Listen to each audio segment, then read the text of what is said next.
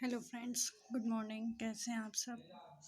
आज हम स्विचिंग के बारे में जानेंगे और इसकी कौन कौन सी टेक्निक्स होती हैं इसके बारे में आज हम पढ़ेंगे। तो सबसे पहले टेक्निक्स जानने से पहले हमें ये पता होना चाहिए कि स्विचिंग होती क्या है। तो स्विचिंग जो होती है एक ऐसी प्रक्रिया है जिसमें हम डेटा या सूचनाओं को विभिन्न कंप्यूटर नेटवर्क्स के मध्य हम क्या करते हैं, भेजते हैं। इस टेक्निक को जो हमारा डेटा और जो भी सूचनाएं हैं, डेटा या सूचनाएं हैं, उनको भेजने की प्रक्रिया कंप्यूटर नेटवर्क के बीच स्विचिंग कहलाती है।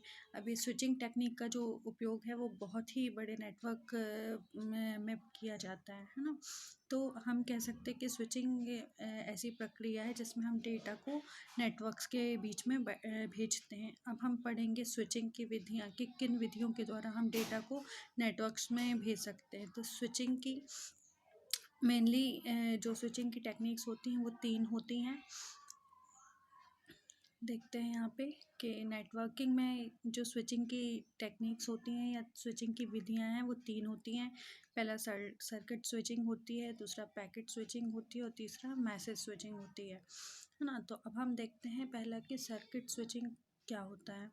तो सर्किट स्विचिंग ये क्या है, एक स्विचिंग की टेक्निक है। इसमें क्या करते हैं कि हम जो भी डिवाइसेस होते हैं, 2 या 2 से अधिक डिवाइस हैं, उनको पॉइंट टू पॉइंट फिजिकल, उनके बीच में point two point physical connection बनाया जाता है।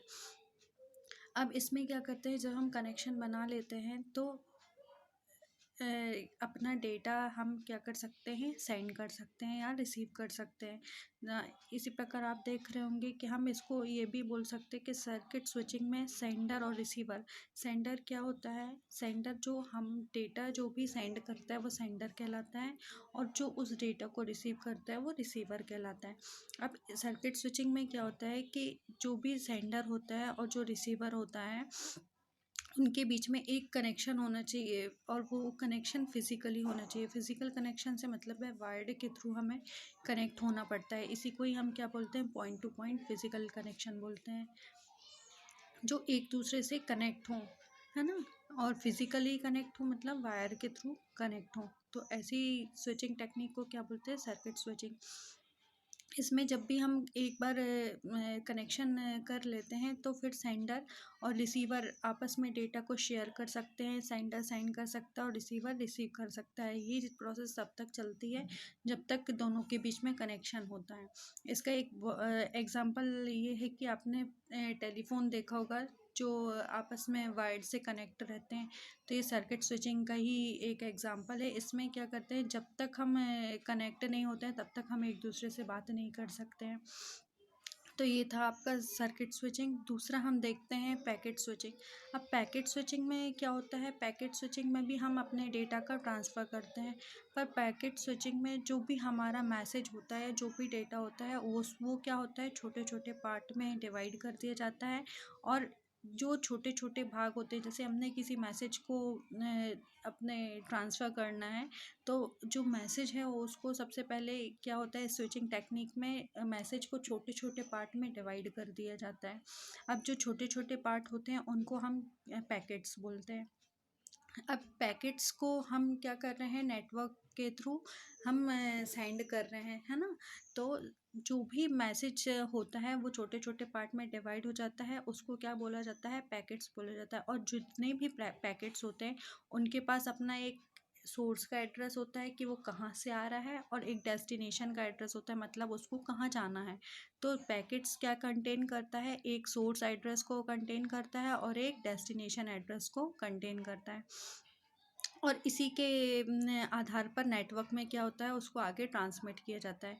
अब क्या होता है इसमें, जब सभी पैकेट्स क्या होते हैं डेस्टिनेशन पर पहुंच जाते हैं, तो ये क्या हो जाता है, फिर से हो जाते हैं अपने ओरिजिनल मैसेज में कन्वर्ट हो जाते हैं। तो इस स्विचिंग टेक्निक्स को क्या बोलते हैं, पैकेट स्विचिंग टेक्निक्स, है ना। पैकेट से ही आप याद रख सकते हैं कि इसमें क्या होता है, मैसेज को छोटे छोटे पार्ट में डिवाइड किया जाता है। डिवाइड किया जाता है और हर पैकेट के पास अपना एक सोर्स एड्रेस होता है और एक डेस्टिनेशन एड्रेस होता है, जिसके आधार पर ही नेटवर्क में हम क्या कर सकते हैं, अपने डेटा को ट्रांसमिट कर सकते हैं। जब सारे पैकेट्स जहाँ पे हमें डेस्टिनेशन में पहुँचाना है वहाँ पे पहुँच जाते हैं तो फिर क्या हो जाता है, ये सारे पैकेट कंबाइंड हो जाते हैं पैकेट्स, और एक जो ओरिजिनल मैसेज जैसे हमने भेजा था उस ओरिजिनल मैसेज में बदल जाते हैं। अब जो पैकेट स्विचिंग टेक्निक होती है जो नेटवर्क्स में हमारे, इसमें क्या होते हैं कि जो पैकेट आते हैं वो FCFS रूल को फॉलो करते हैं। तो अब ये FCFS रूल ये होता है कि जो पैकेट, FCFS का फुल फॉर्म होता है फर्स्ट कम फर्स्ट सर्व। तो फर्स्ट कम फर्स्ट सर्व में क्या होता है, जो पैकेट हमारा पहले आएगा उसको ही पहले हम सर्व करेंगे, मतलब जो पैकेट पहले आता है नेटवर्क में उसको ही हम पहले आगे भेजेंगे, है ना। तो समझ गए आपके FCFS रूल क्या होता है, फर्स्ट कम फर्स्ट सर्व, जो पहले आएगा वही पहले पाएगा, है ना। तो जो पहले आएगा पैकेट उसको ही पहले हम क्या करते हैं, नेटवर्क में सेंड करते हैं और वही पहले पहुंचता है। तो इस तरीके से अपन ने देखा कि सर्किट स्विचिंग क्या होती है और पैकेट स्विचिंग क्या होती है। अब तीसरा टाइप जो होता है, तीसरा टाइप हम देखेंगे मैसेज स्विचिंग। तो मैसेज स्विचिंग में क्या होता है, मैसेज स्विचिंग में सेंडर और रिसीवर के मध्य एक सेकेंड,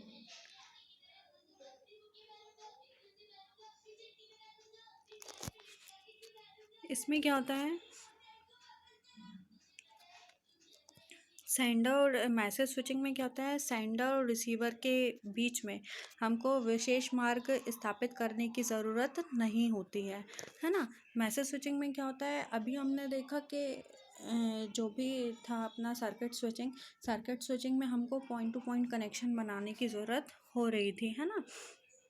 अभी इसमें पॉइंट टू पॉइंट कनेक्शन बनाने की ज़रूरत नहीं होती है ना।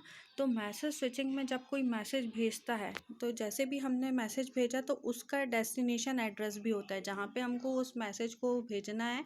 तो उस नोड का मैसेज के पास क्या होता है, डेस्टिनेशन एड्रेस होता है। नोड मतलब यहाँ कंप्यूटर से है ना। सेंडर और रिसीवर भी यही था कि जो भेजने वाला होता है वो सेंडर होता है और जो प्राप्त करने वाला होता है वो रिसीवर होता है।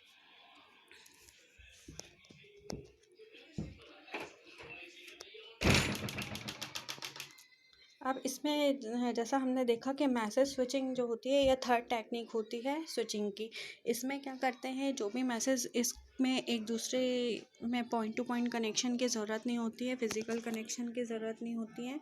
इसमें क्या होता है, जब भी कोई मैसेज भेजा जाता है तो क्या होता है, उसके पास, उस मैसेज के पास डेस्टिनेशन का, कि जहाँ पे जिस नोड के पास उसको जाना है उसका एड्रेस उसके पास होता है ना। तो इस तरीके से मैसेज को एक नोड से दूसरे नोड में ट्रांसमिट किया जाता है।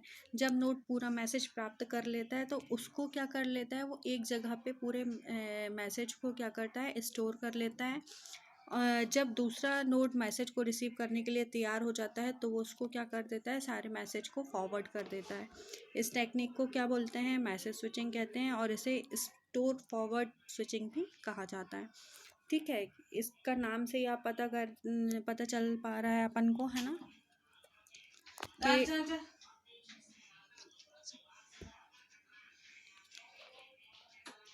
इसी तरीके से आप समझ पा रहे हैं कि स्टोर फॉरवर्ड स्विचिंग किसे कहते हैं, कि सबसे पहले हम क्या करते हैं, एक जगह पे मैसेज को हम स्टोर करते हैं और फिर हम क्या करते हैं, जब रिसीवर क्या हो जाता है, रिसीव करने के लिए मैसेज को तैयार हो जाता है तो हम क्या करते हैं, जो स्टोर मैसेज है उसको हम क्या करते हैं, फॉरवर्ड कर देते हैं। इस टेक्निक को हम क्या दूसरे नाम से जानते हैं, स्टोर फॉरवर्ड स्विचिंग टेक्निक कहते हैं। अब इसका एक एग्जाम्पल अपन ने देखा था कि जो ईमेल है, ईमेल भी क्या है, एक मैसेज स्विचिंग सिस्टम का उदाहरण है। इस स्विचिंग का सर्वप्रथम 1961 में इस स्विचिंग को सर्वप्रथम 1961 में प्रस्तावित किया गया था, है ना। सर्किट स्विचिंग का अपन ने एग्जांपल देखा था, वो क्या था, जो टेलीफोन यूज़ होते थे उसमें हम सर्किट स्विचिंग का यूज़ करते थे। और ये क्या है, अपनी मैसेज स्विचिंग।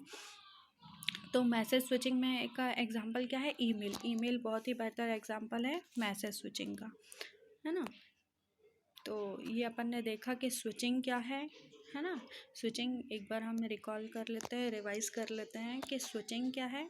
स्विचिंग ऐसी प्रक्रिया है जिसमें हम डेटा को विभिन्न कंप्यूटर नेटवर्क्स के मध्य हम क्या करते हैं, ट्रांसफ़र करते हैं। ये टेक्निक क्या कहलाती है, स्विचिंग टेक्निक कहलाती है।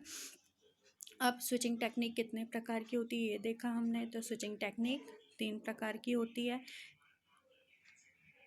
पहला सर्किट स्विचिंग होता है, सर्किट स्विचिंग टेक्निक होती है। दूसरा होता है पैकेट स्विचिंग टेक्निक और तीसरा होता है मैसेज स्विचिंग टेक्निक, है ना। सर्किट स्विचिंग टेक्निक में क्या होता है, जो भी हमारी सर्किट स्विचिंग टेक्निक है इसमें क्या होता है, 2 डिवाइस या 2 से अधिक डिवाइस के बीच में फिजिकल कनेक्शन होना बहुत ज़रूरी है, तभी हम क्या कर सकते हैं, अपने डेटा को सेंड और रिसीव कर सकते हैं, है ना।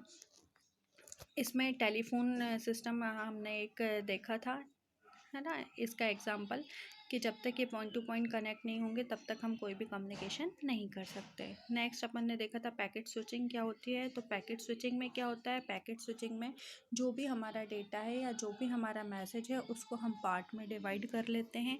अब पार्ट में 2 चीज़ें होती हैं, हमारा मैसेज तो होता ही है, साथ में हमारे पास सोर्स एड्रेस होता है और एक डेस्टिनेशन एड्रेस होता है।